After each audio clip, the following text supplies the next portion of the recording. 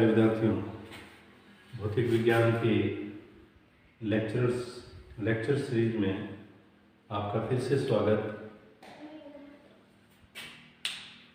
हम करने जा रहे हैं दो सदिशों के संयोजन का गणितीय निरूपण। गणितीय रूप में किस प्रकार से हम दो सदिशों के संयोजन को व्यक्त कर सकते हैं, इसके बारे में आज हम पढ़ेंगे। इसमें देखो, ये जो चित्र है, इस चित्र के अंदर हम दो सदिश p सदिश और q सदिश को व्यक्त कर रखा है हमने p वेक्टर a भुजा द्वारा और q वेक्टर b c भुजा द्वारा।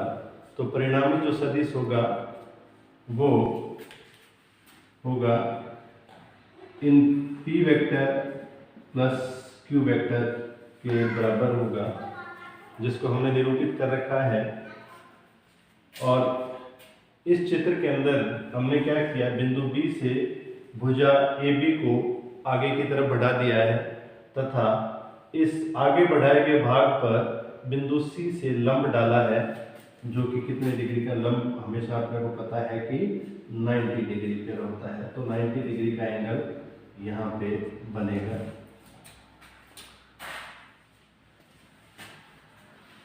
तो अब हम बात करेंगे इस त्रिभुज में, त्रिभुज ANC में, त्रिभुज ANC में कौन सा प्रमेय लगाना है? पाइथागोरस प्रमेय। पाइथागोरस प्रमेय से, पाइथागोरस प्रमेय से हम जानते हैं कि क्या होता है अभी, कर्ण स्क्वायर बराबर आधार स्क्वायर प्लस लंब स्क्वायर। तो हमारा इस त्रिभुज के अंदर कर्ण कौन है? R। कौन है? R, यानी कि AC हमारा इस त्रिभुज का कर्ण है और AN हमारा, अगर इस कोण को लेके चले, आधार है और NC हमारा क्या है? लंब है। तो हम इन सब के मान रखेंगे। कर्ण हमारा क्या है? AC स्क्वायर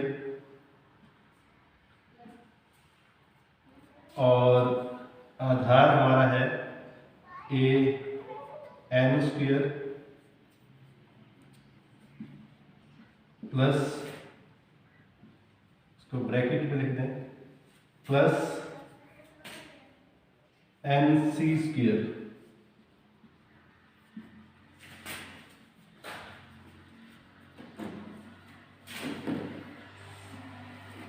ये हमारी इक्वेशन नंबर फर्स्ट है, ये समीकरण नंबर 1 है हमारी।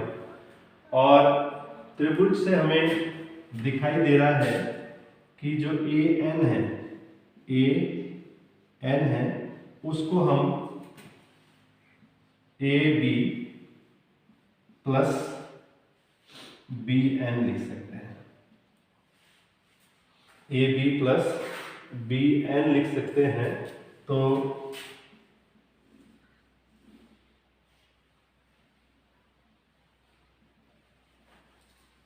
ये हमें पता है, चूंकि जो AN है वो AB प्लस BN है। जो AN है, टोटल AN है, इसको हम दो भाग में तोड़ सकते हैं, AB प्लस BN लिख सकते हैं। तो हमने ये लिख दिया और ये मान हम इस समीकरण में रखने पर रख देते हैं। तो क्या करेंगे, समीकरण 1 में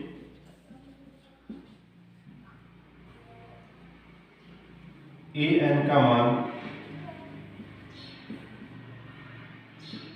मान रखने पर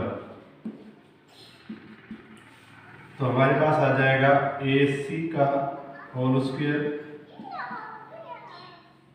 यहाँ पे आ जाएगा AB प्लस BN का होल स्क्वायर प्लस NC का होल स्क्वायर।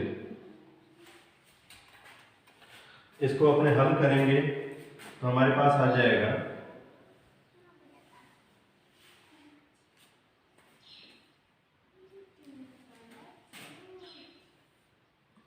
AC का whole square is equal to, इसको हल करेंगे तो यह आ जाएगा AB का स्क्वायर। इसमें हमने फॉर्मूला कौन सा लगाना है, हमें पता है कि यदि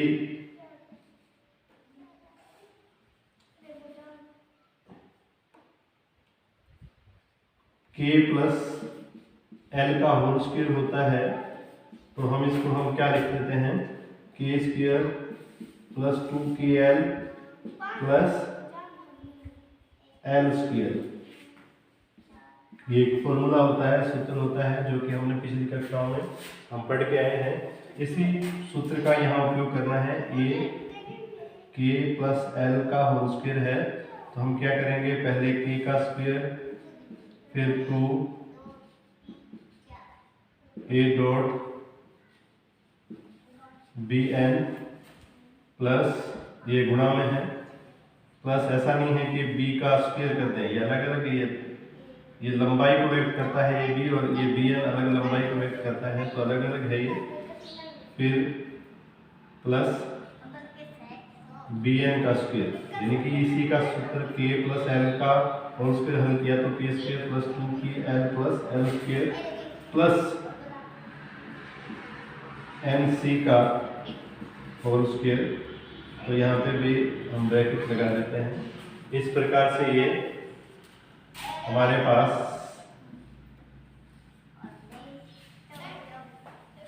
आंसर आया। और इसको आगे और हल करने पर, आगे हल करने से पहले हम थोड़ी सी और कैलकुलेशन करेंगे और इसको इक्वेशन नंबर दे देते हैं 2। इक्वेशन नंबर 2 है और इक्वेशन नंबर 2 के लिए हम मान निकालेंगे जो कि हमारे पास होंगे। इस इक्वेशन नंबर 2 को हमें याद रखना है, बाकी सब हमने कर लिया है। इक्वेशन नंबर 2 को हमें याद रखना है एक बार। और चित्र में त्रिभुज BNC में, क्योंकि त्रिभुज BNC भी समकोण त्रिभुज है और ये एंगल है थीटा, जहां ये अल्फा एंगल तो P के साथ R की दिशा को व्यक्त करता है और ये जो थीटा है ये P के साथ Q की डायरेक्शन को रिप्रेजेंट करता है। तो हम ज्ञात कर रहे हैं त्रिभुज BNC में BN अपॉन BC क्या होगा, BN क्या होगा, इस त्रिभुज का आधार रहेगा, तो इसको हम क्या लिख सकते हैं, आधार, और ये बटे में कर्ण। जब आधार बटे में कर्ण होता है तो हम लिख देते हैं इसको कोस थीटा। क्या लिख देते हैं, कोस थीटा, यानी कि BN बटे में BC is equal to cos theta. अब हमें पता है कि ये जो BC है ये Q वेक्टर को रिप्रेजेंट करती है। Q वेक्टर सदिश राशि है, हम सिर्फ परिमाण की बात करेंगे, इसकी लंबाई की बात करेंगे। तो जो लंबाई है वो Q के बराबर है। लंबाई किसके बराबर है, सिर्फ BC जो है वो किसके बराबर है, Q के बराबर है। तो यहाँ पे हम मान रखेंगे BN बटे में Q कोस थीटा, और इसको फाइनल हल कर देंगे तो BN बराबर Q कोस थीटा आ जाएगा। ये इक्वेशन नंबर हमारी 3rd है। और इसी प्रकार यदि हम करते हैं MC बटे में BC, तो हमारे पास ये लंब है और ये कर्ण है, तो लंब बटे में कर्ण होता है तो हम लिखते हैं साइन थीटा। तो इसको हल करेंगे तो ये हमारे पास आ जाएगा Q sine theta. Equation number 4, equation number 4 आ जाएगा। इन दोनों के मान समीकरण 2 में रखने पर, इन दोनों के मान समीकरण 2 में रखने पर अब हमारे जो ये दो मान आए हैं, इन दोनों के मान हम BN और NC, इन दोनों के मान हम कहाँ रखेंगे, समीकरण 2 में रखेंगे। तो हमारे पास AC जो है, AC जो हमारा है वो R के बराबर है। AB जो हमारे पास है वो P के बराबर है। देखो AB जो हमारा है सिर्फ P के बराबर है, BC हमारा Q के बराबर है, BC जो है वो Q के बराबर है। ये सभी मान हम रखेंगे। AC की जगह हम रखेंगे R का स्क्वायर, AB की जगह हम रखेंगे P का स्क्वायर प्लस 2, AB की जगह P और BN की जगह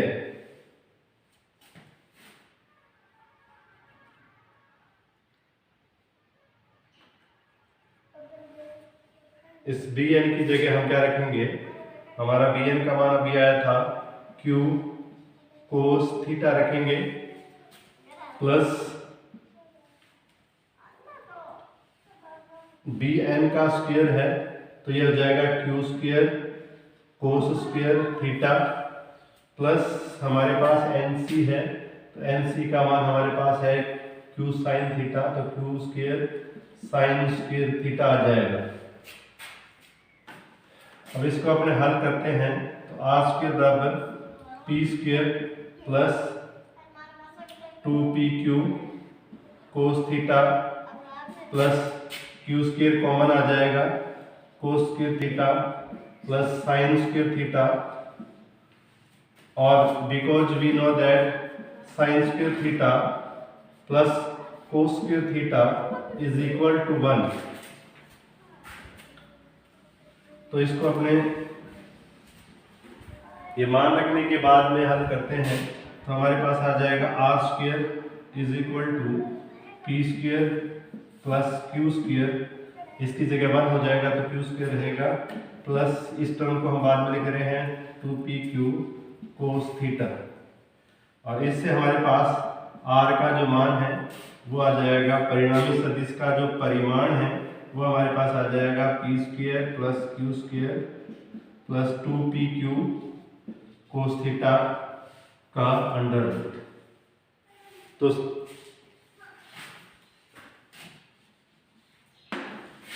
ये जो इक्वेशन आई है, इक्वेशन नंबर हमारी 5 है। इक्वेशन नंबर 5 परिणामी सदिश के परिमाण को व्यक्त करती है, और हमें पता है कि किसी भी सदिश के अंदर दो चीजें होती हैं, एक उसका परिमाण और एक दिशा।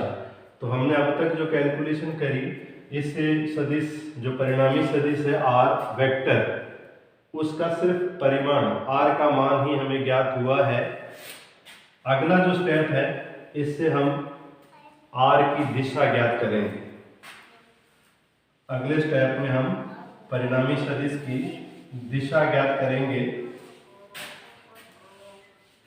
तो परिणामी सदिश की दिशा P के सापेक्ष ही होगी, क्योंकि ये परिणामी सदिश जो है P के साथ में अल्फा कोण बना रहा है, और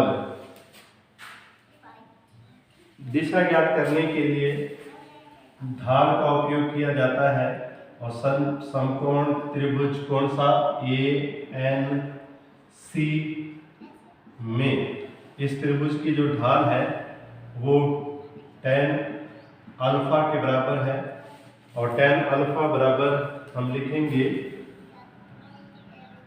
लंब बटे में आधार, लंब बटे में आधार। तो हम यहाँ पे हम लिख देते हैं, याद रहेगा, ये लंब बटे में आधार होता है, और इस त्रिभुज में जो अल्फा के सामने है वो लंब होगा, और जो नीचे की जो भुजा है, शेष जो भुजा है 90 डिग्री के सामने भुजा ये है तो कर्ण है, ये लंब है, तो ये क्या होगा, आधार होगा। तो हम लिखेंगे tan अल्फा बराबर MC बटे में AC,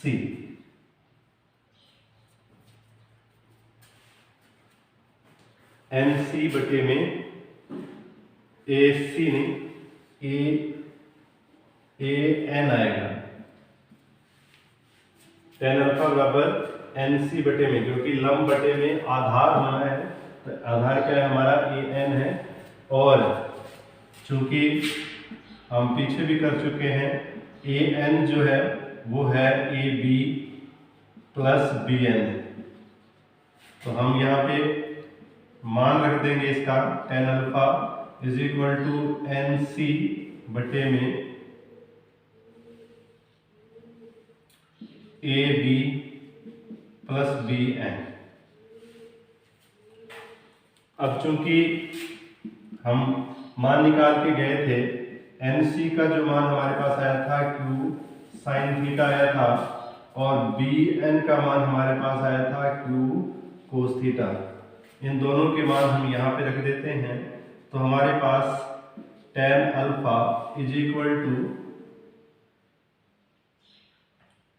क्यू साइन थीटा बटे में ए बी की जो वैल्यू हमने अभी करी थी, ए बी किसके बराबर है, इसके परिमाण के बराबर है, तो P plus Q cos theta, यानी कि अल्फा जो है वो आ जाएगा tan inverse Q sine theta बटे में P प्लस क्यू कोस थीटा।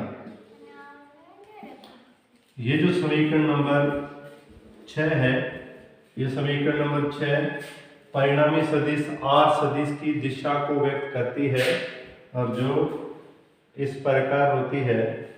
अब हम इस पर आधारित कुछ स्पेशल केस के बारे में जानेंगे। इससे संबंधित विशेष स्थितियां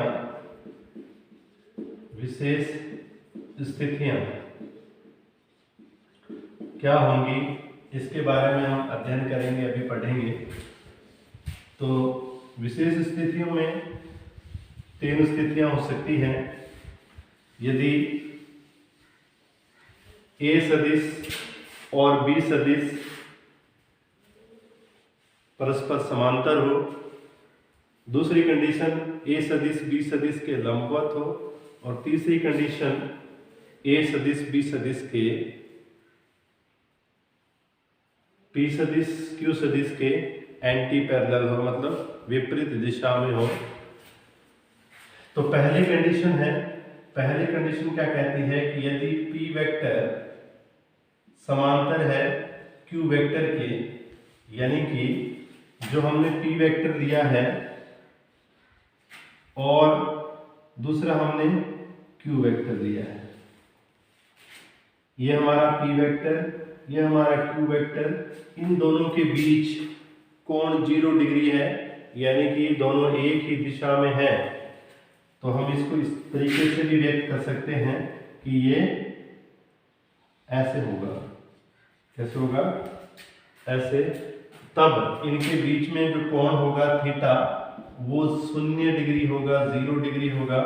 और इस स्थिति में जो हमारा परिणामी है, जो हमने इक्वेशन निकाली थी, वो थी हमारी p square plus q square plus 2pq cos theta. और इसका हम मान रख देते हैं r is equal to under the root p square plus q square plus 2pq cos 0 degree. Because cos 0 degree equal to 1 होता है, तो हम r is equal to under the root लिख सकते हैं p square plus q square plus 2pq। और हमें ये जो इक्वेशन बता रही है, चूंकि हम पहले पढ़ चुके हैं A square plus 2ab plus B square होता है, तो हम इसको लिख देते हैं a प्लस बी का होल स्क्वायर। यानी कि इसकी जगह हम क्या लिख सकते हैं, r is equal to under the root p plus q का होल स्क्वायर लिख सकते हैं। इस इक्वेशन का यूज यहाँ पे a square b square, a square b square, 2ab और 2ab। तो ऐसा हो तो हम इसको इस रूप में लिख सकते हैं। तो ठीक इसी प्रकार इसको हम इस रूप में लिख सकते हैं। इस स्क्वायर से अंडर रूट कट जाएगा, तो हमारे पास परिणामी जो आएगा p vector plus q vector p plus q आएगा। ये तो आ गया परिमाण। और परिमाण के बाद में हम बात करते हैं चित्र से। देखो ये p वेक्टर है, ये q वेक्टर है, तो दोनों एक ही दिशा में होने के कारण क्या है, दोनों एड अप हो जाएंगे। का मतलब है इनका जो परिणामी सदिश जो आएगा वो आएगा p vector plus q vector. परिमाण जो है p वेक्टर और q वेक्टर के बराबर आएगा, p प्लस q के बराबर आएगा। तो ये तो था परिमाण। और इस स्थिति में जब थीटा 0 डिग्री है तो दिशा क्या होगी उसके बारे में अभी हम पढ़ रहे हैं। तो हमें पता है कि जो दिशा अल्फा बराबर tan इनवर्स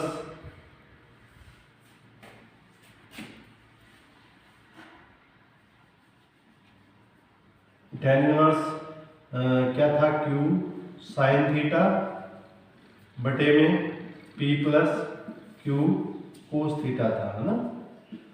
तो इसका alpha is equal to tan inverse cos का मान हम रख देते हैं, साइन थीटा का मान हम रख देते हैं 0 डिग्री, और p plus q cos 0 degree. Alpha is equal to tan inverse हल करते हैं तो हम जानते हैं कि साइन 0 जो होता है, साइन 0 डिग्री की जो वैल्यू होती है वो 0 होती है, और कोस 0 डिग्री की वैल्यू 1 होती है। तो हम ये मान इसमें रख देंगे तो हमारे पास आएगा q इंटू 0 बटे में p प्लस q इंटू 1। इसको हल करेंगे, alpha is equal to tan inverse ये आ जाएगा 0, और tan में 0 कितने डिग्री का मान होता है, वो होता है tan 0 डिग्री का। tan 0 डिग्री का मान होता है, क्योंकि tan 0 degree is equal to 0, तो यहाँ tan 0 डिग्री आएगा, और इस tan से ये tan इनवर्स कट जाएगा, तो हमारे पास आएगा अल्फा इज इक्वल टू 0। यानी कि जो परिणामी सदिश होगा वो भी इसी डायरेक्शन में होगा, परिणामी सदिश भी इसी डायरेक्शन में होगा। ये जो अल्फा है, एंगल अल्फा है, वो शून्य होगा, होने का मतलब है कि जो r है इसी लाइन पे होगा, r है इसी लाइन पे होगा। तो इस प्रकार पहली कंडीशन में हमें जो परिणामी सदिश है उसकी दिशा p की दिशा में ही प्राप्त हुई है। इस प्रकार हम किन्हीं दो सदिशों की दिशा और परिमाण ज्ञात कर सकते हैं जबकि उनके मध्य कोण 0 डिग्री है। दूसरी कंडीशन हमारे पास जब p vector perpendicular to q vector, जब p vector perpendicular to q vector हो, का मतलब है कि theta is equal to 90 degree हो। इसका भी हम मतलब समझते हैं। ये अगर p सदिश है और ये हमारे पास q सदिश है, इन दोनों के बीच का ये जो एंगल है ये 90 डिग्री है। तब क्या होगा देखते हैं।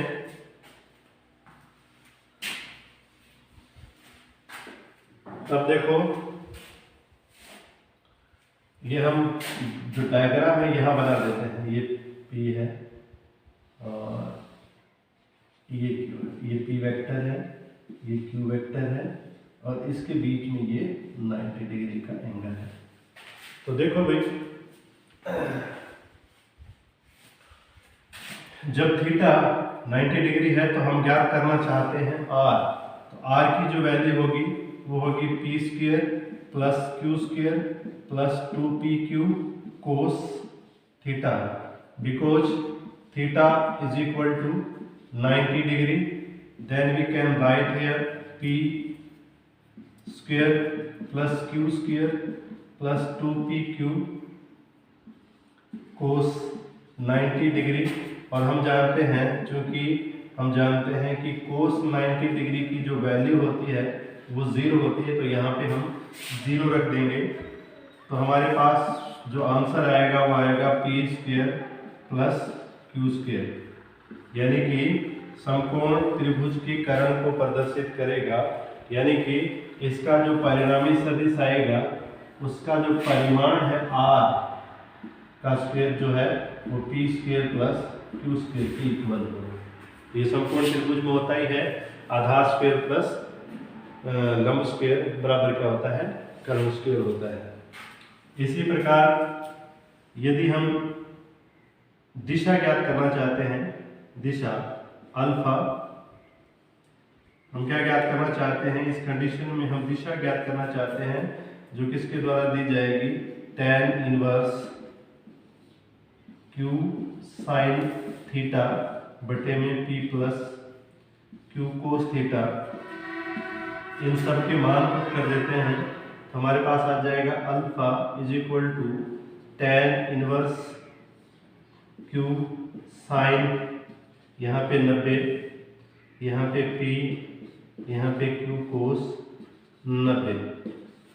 q कोस 90 का मान तो हमें पता है 0 होता है, और साइन 90 का मान हमारे पास होता है 1। तो यहाँ पे रखेंगे 1, तो इसको हल करेंगे तो हमारे पास आ जाएगा, ये मैं यहाँ लिख देता हूँ,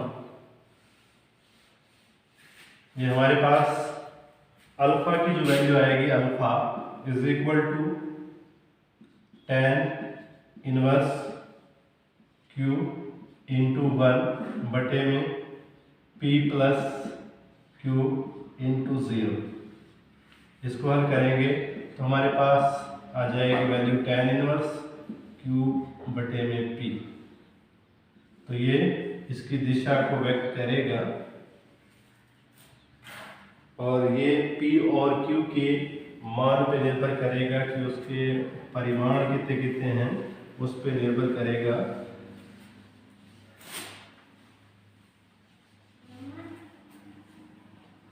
और इससे भी हम ज्ञात कर सकते हैं कि मान लेते हैं कि ये क्या है, अल्फा है, तो अल्फा कैसे निकालेंगे, tan alpha is equal to लंब बटे में करण, और लंब बटे में करण यानी कि q बटे में लंब बटे में करण, लंब बटे में आधार यानी कि q बटे में p।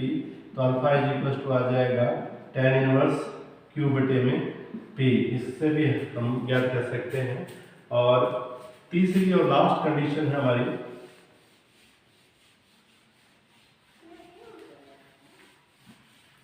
लास्ट जो कंडीशन है वो है यदि p वेक्टर इस तरफ हो और q वेक्टर इस तरफ हो,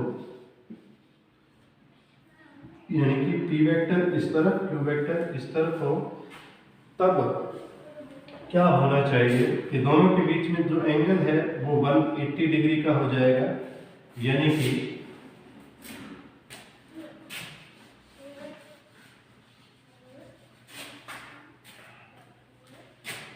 तीसरी कंडीशन है हमारी, जब p वेक्टर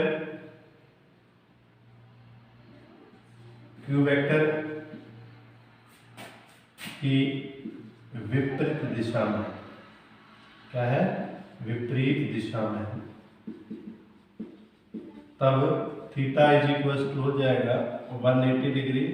और इससे हम r निकालेंगे तो r बराबर आएगा under the root p² plus q² plus 2pq cos theta, और थीटा की जगह हम लिख रहे हैं 180 degree. r is equal to under the root, इसको हल करें तो हमारे पास आ जाएगा p² plus q² plus 2pq minus 1। r is equal to under the root p² plus q² minus 2pq।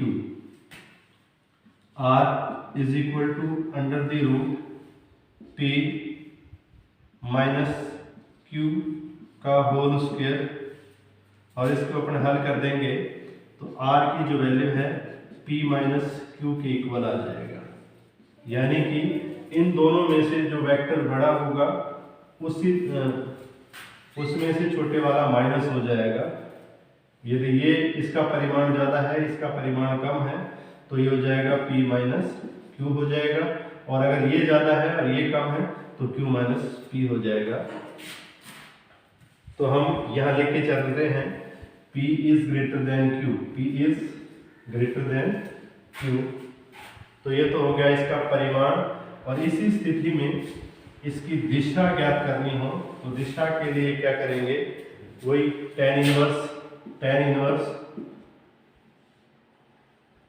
Alpha is equal to tan inverse q sine theta बटे में p plus q cos theta.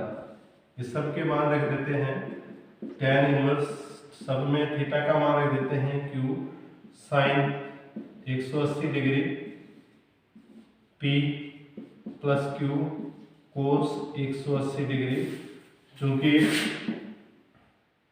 Sign 180 degree का जो value होती है वो 0 होती है, जबकि कोस 180 डिग्री की जो वैल्यू होती है वो -1 होती है। इन दोनों के मान हम इसमें रख देते हैं, तो ये हमारे पास आ जाएगा tan इनवर्स q इंटू 0 बटे में p प्लस q इंटू -1। इसको अपने हल करेंगे तो इसकी वैल्यू क्या आ जाएगी, tan इनवर्स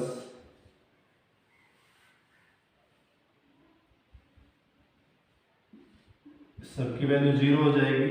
और ठीक इसी प्रकार ये किसका मान होता है, alpha is equal to tan inverse tan 0 degree का मान होता है। इससे ये कैंसिल आउट हो जाएगा, तो हमारे पास अल्फा 0 प्राप्त हो जाएगा। यानी कि जो परिणामी सदिश होगा वो p की दिशा में होगा। कब होगा, जब p is greater than q है तब। यानी कि जो परिणामी सदिश है वो इसकी दिशा में ही होगा। इन दोनों में से बड़ा कौन है, q, तो परिणामी जो सदिश होगा q की तरफ होगा। तो आज के लिए बहुत इतना, कल फिर नए टॉपिक के साथ उपस्थित होंगे। धन्यवाद।